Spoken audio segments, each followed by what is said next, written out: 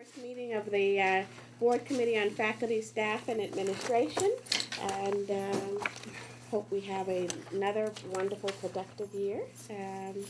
We will now move to our agenda, and our first item is the approval of the minutes of November 3rd, 2014. Can I have a motion for approval? So moved. Second?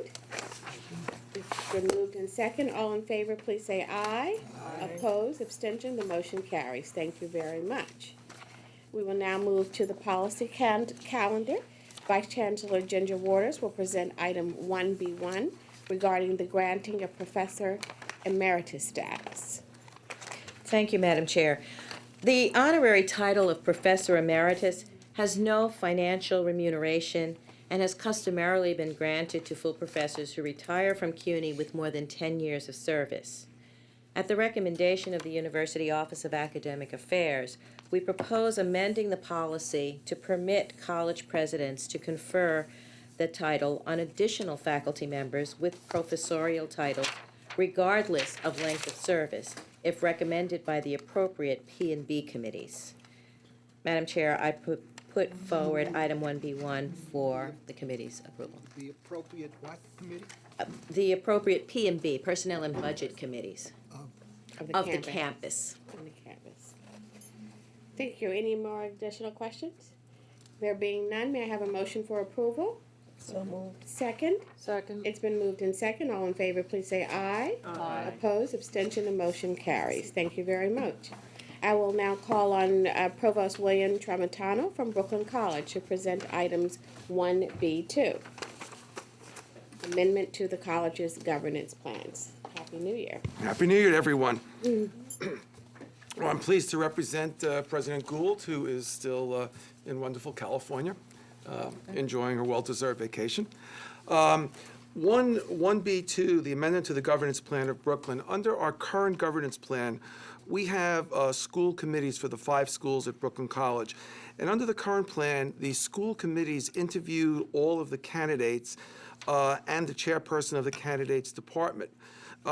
This practice has continued up to the present, even though it is really not considered best practices nationwide. While the purpose of these interviews was to clarify the written record, what we found in most cases that this really served as a distraction from the record, and it should be the written record of the candidates, which should be the sole basis for P&T decisions. So we respectfully put forth the amendment that the governance plan of Brooklyn College be put forward, that the committees of the schools should meet and discuss the candidates with the dean to clarify the record, but to eliminate the interviews that took place with the candidate and the department chair. Thank you. May I have a motion for approval? May you take a question? Absolutely. How is this practice, is it consistent with the rest of the university? You're asking me? With the rest of the university? Yes. I'm not sure if it's, each campus has their own process for doing this, so I would imagine that it varies. But Well, around the country, yeah. from what Brooklyn College has done research on it, around the country we find that this would be more consistent. I could even speak having served as the provost at Lehman as well, too, and before I went to Brooklyn. And certainly at Lehman, we did not have any candidate interviews just within that. So this was one of those things that was a little Brooklyn-specific that now as we've switched to the school structure, going for the last 3 years, we felt this is something that really needed to be changed. Would it cause harm if we tabled this and got a report on the question of consistency? Let me just, because Judah, let me just answer that because not to my surprise, but each campus of the university runs pretty independently with regard to their own governance plans. And so what I have observed over my years as chair is that the governance plan, which is why you'll hear a lot of amendments to the governance plan, there isn't and please someone else correct me and I'll ask you're right. President Keyes to address this, there isn't a boilerplate consistent across all 13, how many colleges, campuses we have, that each campus has the right and the to develop and their own governance plan, so that even coming back to find out what other campuses do, it is not really the governance plan of each campus is determined on that campus. President Keys, would you address that? Or did Well, I? absolutely, and in fact, we're going through a governance change ourselves now, and I have been on a number of campuses like you, and each one really develops out of its own history and experiences. And of course, it does attempt, however, at different times with amendments, to take into account important actions that have taken place that cut across the board. For instance, the most recent Perez finding, the Perez law, that provided a certain way that campuses should manage and run their Senate meetings. And so occasionally you will have something that happens that supersedes a particular aspect of what goes on the campus, but governance plans are very, very localized and very centered around practices and habits and traditions of the campus itself. And even in the Perez or any of those, it would still be not left, but each campus would still have to develop and approve and amend their governance plan to address. Except the Perez does overrule, and of course our legal counsel is Right. here. You know, the Perez does overrule in that case.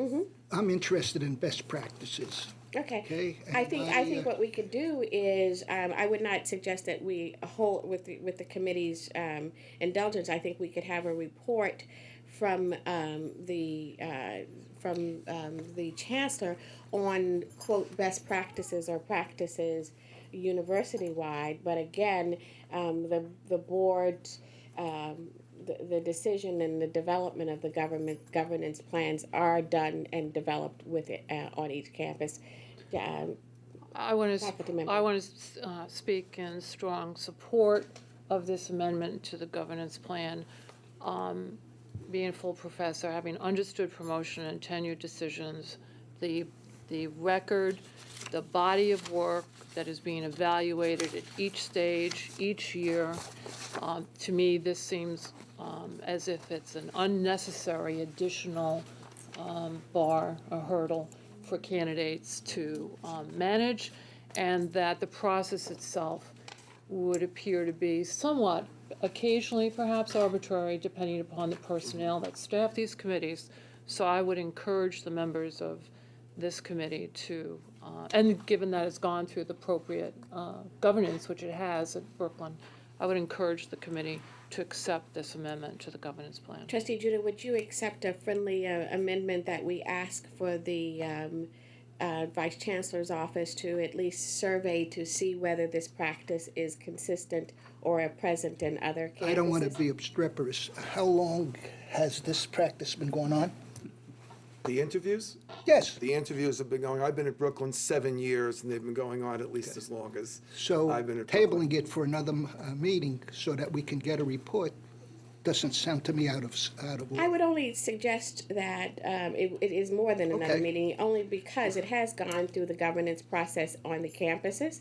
I think for our purposes of helping us understand the process, we could ask for a report, and the end result would be the same, in my opinion. But what if we hear the report and we don't like what we hear?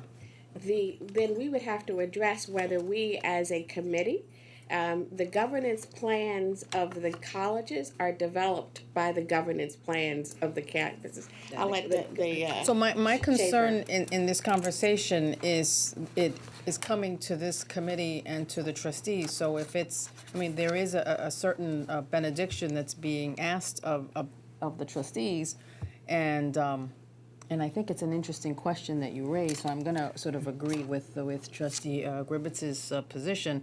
And I just want to say that if it's, you know, if we're deferring to the campuses, then we have to figure out a way that it shouldn't be coming here, because if we're deferring, and if we can't peek behind the curtain, then we shouldn't. So I think the question here, and Madam Chairman, can we- if I might speak to Right. it, I don't carry around the governance plans of all 24 campuses in my head, but I'm pretty familiar with them and I advise on them. And I think what is happening here is that Brooklyn is seeking to amend its governance plan to bring itself in conformity with its pretty much CUNY-wide practice that the candidate does not appear except at the departmental level, and that Brooklyn's prior practice of having the professor and the department chair appear at the intermediate level was really an outlier. And as the resolution suggests, it was a distraction because the appeal is supposed to be an appeal from a given record. And once they begin to talk at the intermediate level of review, you know, they're in a sense creating new facts that were not heard by the department. So while your questions are certainly legitimate and we should discuss the general point about variance from campus to campus, this is a case where Brooklyn is seeking to bring itself into conformity with every other campus at CUNY. So I don't think we should delay or deny them that opportunity. I think there are two questions here that Yeah. trustee, continue, sir. We have a role to play, Absolutely. okay? And it's obvious to me that there is an issue of conformity. Is that correct? As you just described. Although in and of itself, that doesn't necessarily need to be correct. That is to say, there's lots of differences in different areas across campuses. This is one where Brooklyn has decided that their unique practice actually hasn't worked out very well, and they'd like to bring themselves into consistency with the rest of CUNY. So it's less a matter of consistency for its own sake than they're basing this on experience that has not been favorable. I think to Trustee Roman's question was if what I said about campuses' governance plans being different, then why is it that they're bringing it to us in the first place if we don't know? My question to you is where would you like to look at those, because the governance patterns and plans are so divergent on each campus that, as I said, there isn't a template that says each campus handles this particular item this way. So we look at them and we review them, and under advice of counsel, and to make sure that they're not inconsistent with laws or general practices, where as our role as trustees do you think we should go into overriding that which has been approved on the governance procedures at the individual campuses? And I guess to your question, what is our role in that, given that this has gone through all of the protocol on the campus to bring it to the point of where we are now looking at it, and there's nothing, and council has said in this instance in particular, there's nothing that is inconsistent or out of line of what our practices on the other campuses are nationally. So your question was, why are we looking at these governance plans? No, that wasn't my question. My question is, what is our role here if there's been a question posed in terms of getting more information? And the sense that I'm getting is that it's sort of a boilerplate kind of response that we're supposed to give and a rubber stamp answer, then that makes me just philosophically uncomfortable. So that's the point that I'm making. And in terms of where our role is, there is, no, it's not a big deal. I mean, I don't want to be upset for either. We're going to be in the Steppers team. I'm just Trustee Barker? I have a question for council. Council, does this amendment to the governance plan violate the bylaws of the university in any way? No, but I should point something out which may help answer some of the questions that have arisen. I mean, CUNY has obviously developed over a very long period of time with the different campuses coming on board at different points of time. And if you go back and look at very, very early versions of the board's bylaws, there was a great deal more in them about governance on the campuses. Over time, a tradition developed where different campuses would develop their own governance plans. Even though there were some general provisions in the board's bylaws. Some of those general provisions are in sections of the bylaws that specifically say that a governance plan approved by the Board of Trustees takes precedence over the bylaw provision. So the board recognized that although it set some general parameters, it would permit individual campuses to do things somewhat differently upon review by the board. And so over many decades, you have governance plans across CUNY which vary in different ways, but they've all been approved by the Board of Trustees, which in approving them, looked at them, I think primarily looked to the Office of Faculty, Staff, and Administration and the General's Counsel Office for advice on, does this make sense? Do you think it will work? Is it consistent with other CUNY campuses? And so on. And we've tried to provide that advice. There's no one right way to do this. If you look at campuses across the United States, they govern themselves very differently, as do our 24 campuses. We occasionally identify things that aren't working, and we try to fix them. And so that sort of is a long answer to the question, because the bylaws of the Board of Trustees do provide in a number of respects, this being one of them, how the personnel and budget committees operate and how you do promotions and reappointments. They do permit a variety of practices, some of which are not consistent with what was originally in the bylaws. Yes. Would the chair recognize Chancellor Dobrin, who said he would I was spread gonna say some the light same on things this? Rick was gonna say, except much shorter. Say that again? I'm gonna say it much shorter than Rick did. What I was gonna say is, the task is not, I believe, the trustees to determine whether it's consistent with other campuses, but does it make sense in itself? If you think it's a bad practice, it shouldn't happen. If it's a good practice, it should happen. But I believe that's the right role of the trustees, not so much, is it different than Queens? Well, in order to inform us, apparently, this campus has decided that this is a bad practice. So it's not an illogical question to ask, how does the rest, the 23 other entities behave? It might be informative. Correct, and in The this only case, friendly amendment I make is, they didn't say it was, I don't think they said it was a bad practice. They felt it's a bad practice for Brooklyn College. but in fact, the answer to your question is that every other campus does it the way that they're seeking to do it now. I should add, by the way, that For the majority. the different offices within the Chancellery, the different vice chancellors, to some extent serve as a gatekeeper on different kinds of subjects. So the executive vice chancellor for academic affairs tends to look at things coming from the campus before they come to the trustees, and might say to a campus, you know, I don't think this program is very well thought out. Could you give it some more thought?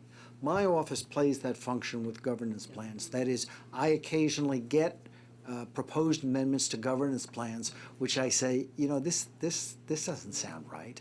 And I say, do you want to go back and think about it some more, because nobody else does it like this, or experience indicates that this isn't going to be a very good practice. And so we serve that gatekeeping function for the Board of Trustees in many cases. So it's not as though everything just flows automatically through to you. I wanted to give you that assurance. Any other questions? Yes. Could we get a report from the council's office to incorporate in the minutes that reflects the practice amongst the 24? On this particular topic? This topic. Yes.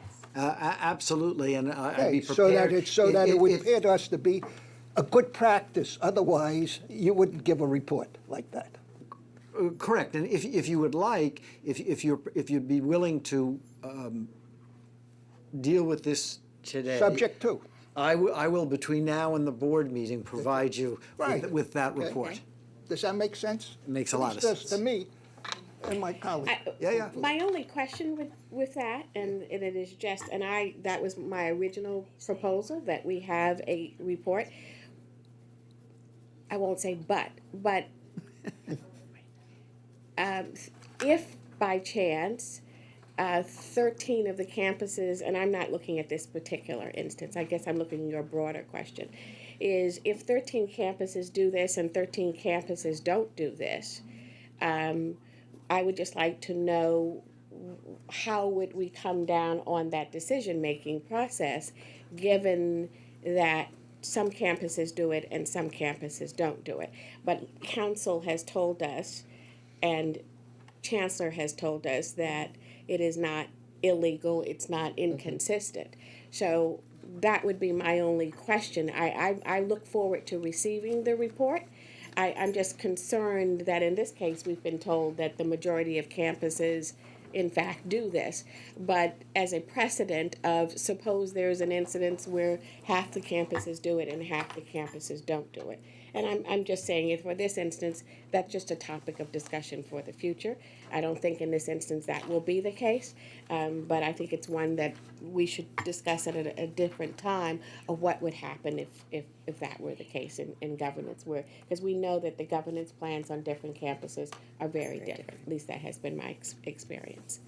But here the question is a more narrow one. Yeah, this I one is will- more narrow. As a factual matter, I will report to the trustees whether there's any other campus within CUNY, which I don't think there is, but I will check, that follows the practice that Brooklyn College has been following and now wishes to change. Okay, so with that friendly amendment, can I have a motion for approval? So moved. May I have a second? Second. All in favor, please say aye. Aye. Oppose? Abstention? The motion carries. Thank you very much. Provost Tramontano, you are still on for items 1B3 and 1B5. 1B3 and 1B5. Brooklyn College is in the middle of a very aggressive campaign to establish ourselves as the second CUNY college, following Baruch, accredited by the AACSB in the School of Business. So what we've been doing is a very, very proactive approach to up the ante, so to speak, with our School of Business, and making a number of very, very good hires. Hired a new dean of business, created new departments in the school of business, and now many of the alumni have been coming on board and helping us to achieve that goal through through their generosity.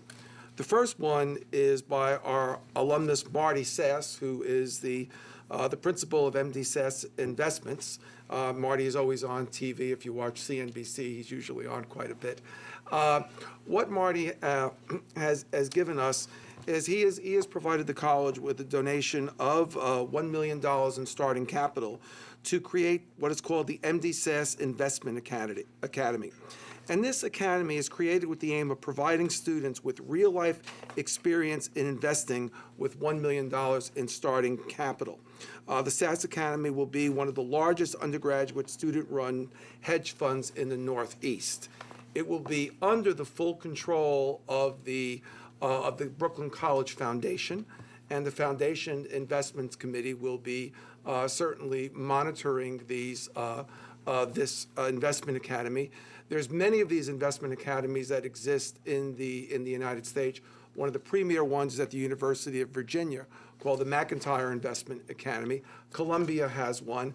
But Mr. Sass really thinks that the best experience for our students is to get some real life trading experience, and his generosity has provided this $1 million. Thank you. And just for some, would you just tell us what the WAC, you mentioned that we wanted to be like Baruch, a member of? Oh, AACSB, Association for American Collegiate Schools of Business, the accrediting body of which we're seeking to become a member. Okay. Well, this is a wonderful opportunity. Any questions? May I have a motion for approval? So moved. Second? It's been moved in second. All in favor, please say aye. Aye. Opposed? Abstention? The motion carries, and congratulations. Thank you. Item The next one. 5. Well, it's exactly the same thing. We have an alumnus, Mr. Marshall Kaplan, who has wants to endow a chair in, and then there is one change. A word was left out. It's municipal government accounting. Oh, okay. Big difference. Big difference, right? It's not in government or political science. It's in the Department of Accounting. And again, as part of our ability to attract better faculty for the School of Business, Mr. Kaplan has come through with endowing a chair, and we are grateful to him and also to Mr. Sass for their efforts to help us accredit our School of Business. Well, as one who has suffered through GASB financing, accounting, I should come and take a course over there. But may I have a motion for approval? So moved. Second? Been moved in second. All in favor, please say aye. Opposed, abstention, the motion carries, and congratulations. Thank you so much. The minutes will reflect that amendment to the To motion. the, Will President Rob please join us at the table?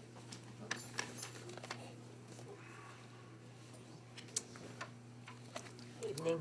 Good evening and Happy New Year. You have present items 1B6 through 10, please. Thank you so much. These are a number of naming resolutions related to recent gifts in about the last half of the prior year.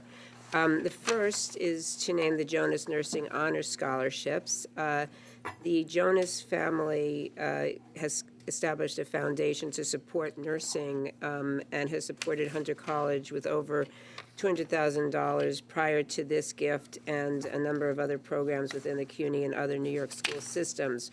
This most recent $100,000 gift for the Nursing Honors Scholarship is exciting for us because we have created a new nursing honors program which recruits freshmen. So it's an honors program, an entry at the freshman level for top high school students who are committed to nursing.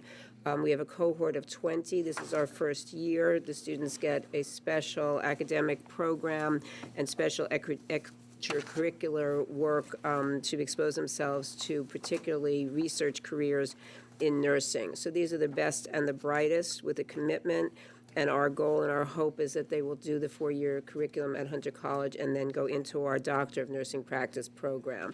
And it's been very exciting. We have really recruited a number of students that we would otherwise, I think, not have been able to bring to Hunter College. They receive a full financial package, and as I said, these special advising and program related activities. So the $100,000 gift from the Jonas Center will allow us to provide these scholarships for 2 years, and we're hoping to go then for renewal. And we have other private sources, but this was the major significant gift that allowed us to launch this very special cohort program. Thank you. May I have a motion for approval? So moved. Second? Second. It's been moved in second. All in favor, please say aye. Aye. Opposed, abstention, motion carries. The next gift is also for nursing, one of our most significant. It's a $10 million gift over 10 years from the Lauder Foundation. It was made by Leonard Lauder in honor of his wife, Evelyn, who attended both Hunter High School and Hunter College, had been a supporter of our science programs, which are still supported through the Breast Cancer Research Foundation she was engaged with, and our art programs, but they both became very interested in health care over the years. And this $10 million gift has really the potential to transform our School of Nursing. It gives us the flexibility to create support for our faculty through the Evelyn Lauder Faculty Scholars Program, which is requested to be named in this resolution. And we have already saved at least 2 faculty members from being poached from other institutions. So the ability to create support for their research, for their travel, for summer salary has really made a significant difference. We often recruit the best and then within a few years find that others are looking eagerly at our faculty. So this has really been incredibly important. The scholarship program is also, of course, extremely important. Working as a burden for so many of our students, but particularly in the very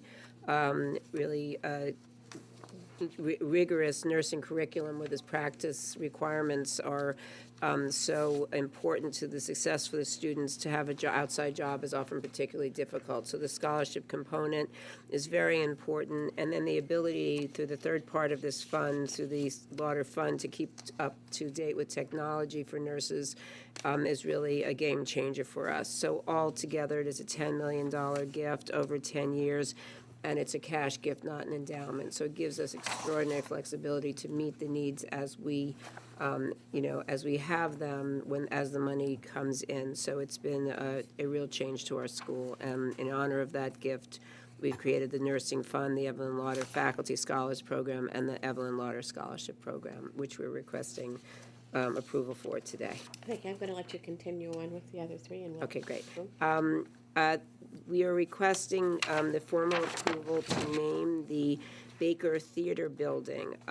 We were before the board about 2 years ago requesting the ability to sign the first part of the transaction, which will allow us to acquire a 26,000 square foot landmark building directly around the corner from Hunter College on East 67th Street. It is on the side street, but there is actually a way that our architects have discerned that we can able to connect the buildings if we ever do have the funds. It's just a very, very exciting opportunity for Hunter College. The building is currently occupied by the Kennedy Child Care Study Center, a school for pre-K severely disabled children. That facility had really outgrown this building and is building a new facility that actually happens to be a block from our School of Social Work in East Harlem. So we've already developed a relationship with them there, and we'll be welcoming them to the neighborhood. So the original $10 million gift from Jay and Patty Baker allowed us to move forward with some additional funds to sign the first contract of sale for the building, and the Bakers did something extraordinary when we were celebrating the signing of that contract and touring the building. They were very swept up in the moment and made another $5 million gift to help us begin plan to renovate the building. Patty Baker is a 1982 graduate of Hunter College. She went on to become someone who is a mainstay in the New York City theater community. She is a producer of some of the great hits, including Memphis and Currently Beautiful, and she is very committed to helping create a public school, a college of theater, and really wants to, more than anything, to see our theater program thrive. So the theater department will be moving into this building. We'll finally have the rehearsal space that we've not been able to offer our students, and other supports such as costume design and lighting facilities. So we're extremely excited about this opportunity, and the closing on the building is now scheduled for probably February or March, and the students will be leaving for their new facilities, and we'll be able to begin our renovations. So this resolution requests in honor of the $15 million cash gift from the Bakers, which will be in hand when we go to do the closing in the next 2 months, to name this wonderful facility the J. and Patty Baker Theater Building. Thank you. You can continue on with item 9. The next resolution is for the Bell and George Strell Executive Leadership Fellows Program. This is a program that's been created at the School of Social Work with the support of an alum, Joan DePontet.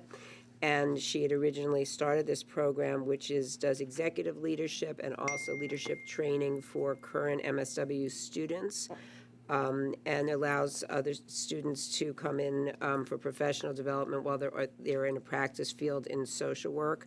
She started with a $100,000 donation and has now made a pledge for $500,000 to support this important program to really develop management skills among our social work community.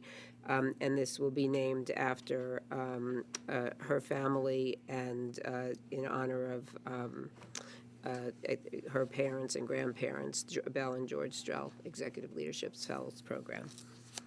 And then the final naming is for a small lounge in our School of Social Work, a lovely story of somebody in this city who's gone on to extraordinary success. Peter May, he is the chair of the Mount Sinai Hospital. He is chair of the New York Philharmonic, and has had great success in the field of finance. His mother, Isabel Mayer May, graduated from Hunter College in the 1930s, and in her honor, he made a $50,000 gift as part of our Mother's Day program, a small portion for scholarship and the rest to support other activities in the School of Social Work. So in her honor, we have named a small lounge area in the School of Social Work on 119th Street. And that concludes the requests for resolutions and support. Thank you. May I have a motion for approval of items 7 through 10? So moved. Second? Been moved in second. All in favor, please say aye. Aye. Opposed, abstentions, the motion carries, and congratulations. Thank you very much. President Jeremy Travis.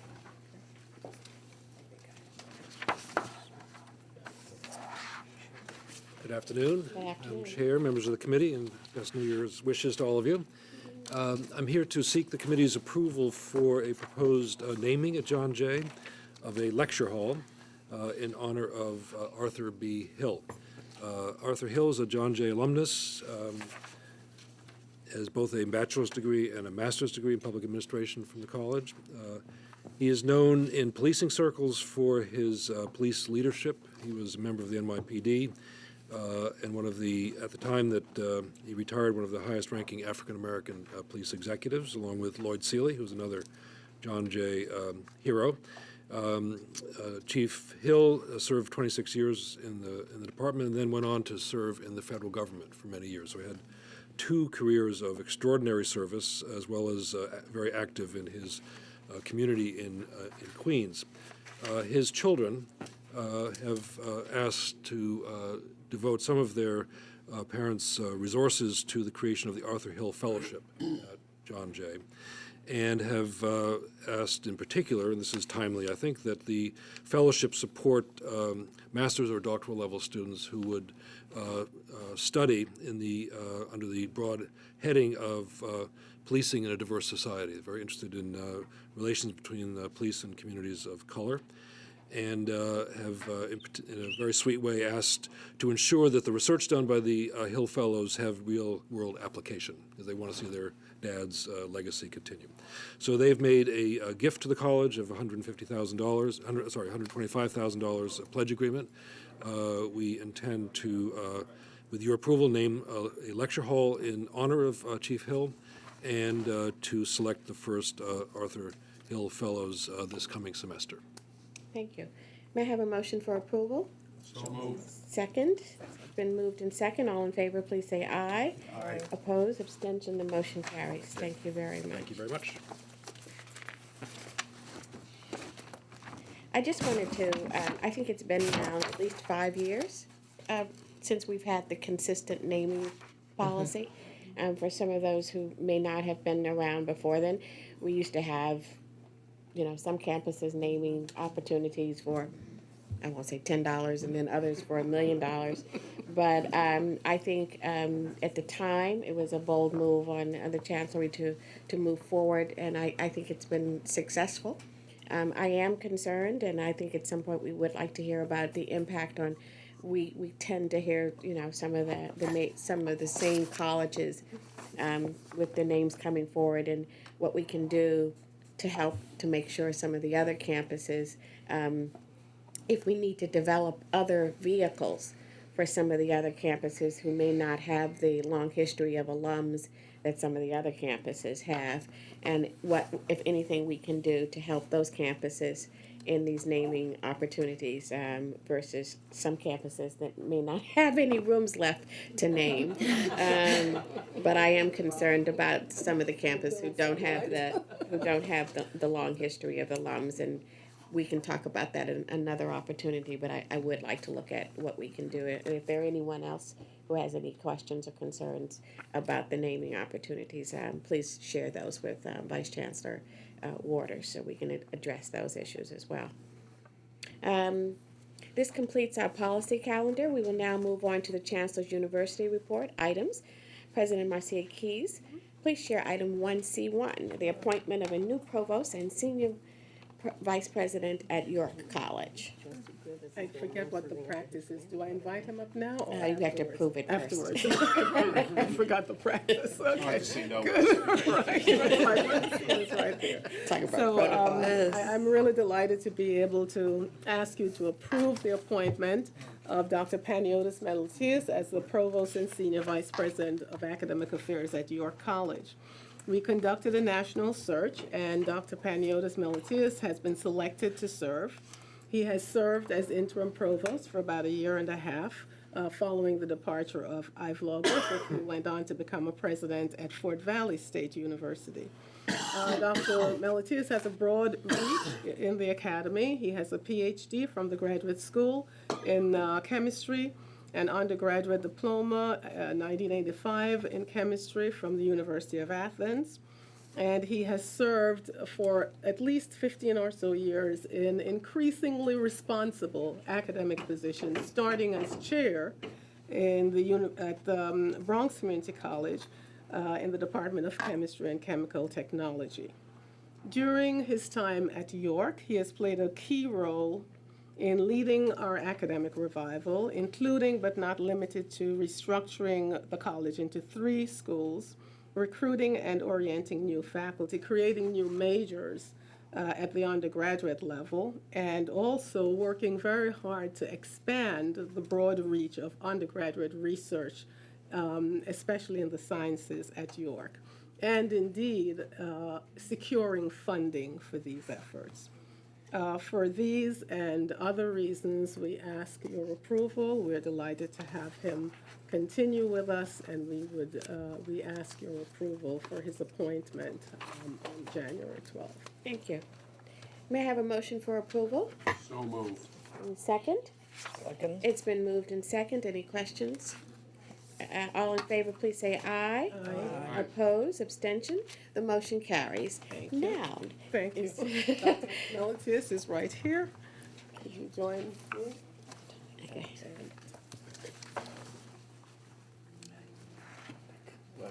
Thank you, and for your continued service to the university. Would you like to briefly address the committee? Thank you very much and Happy New Year, everybody. I don't really speak very much. I just want to thank the Board of Trustees, the faculty and staff, the students, your college community, especially President Keys, for this opportunity to serve the university in a new capacity, and I hope I will be as successful even more as I was before. Thank you very much. Thank you for your service. Section 2 advises the committee on the reappointment of 2 faculty members with early tenure pursuant to the bylaws. These items appear on the agenda for information purposes only and do not require a report or a vote. And we will now have the report of the Vice Chancellor. Madam Chair, I do not have a report tonight, and particularly in anticipation of the Executive Committee meeting that is due to start, I will postpone my remarks until next month. Well, It's a board briefing on a collective board bargaining. briefing, Oh, yeah. okay. It's not a committee meeting. Okay, board briefing. Are there any other questions, comments, or concerns? There being none, Happy New Year. The meeting is called to adjourn.